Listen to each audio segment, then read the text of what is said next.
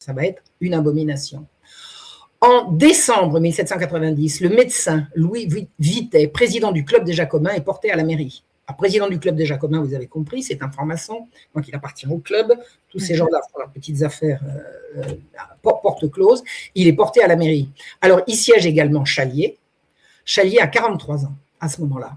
Et va commencer une persécution religieuse de saisie des biens divers dans les monastères. Alors, on a besoin d'argent, eh ben on va se servir dans les monastères, puisque l'Église est maintenant soumise à l'État a besoin d'argent, on va chercher. Attendez, pourquoi se gêner? C'est des gangsters, hein. C'est vraiment des gangsters.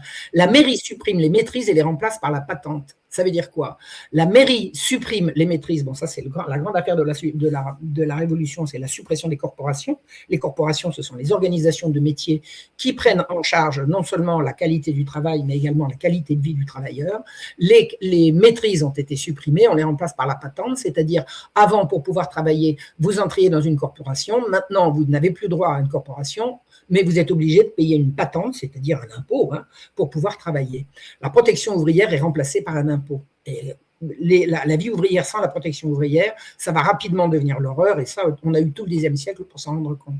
Donc, des violences affreuses sont commises dans les châteaux autour de la ville. Les clubs font ce qu'ils veulent, ils lâchent des sbires qui vont commettre des atrocités, et tout va bien, personne ne réagit. Au niveau des autorités, les autorités laissent faire.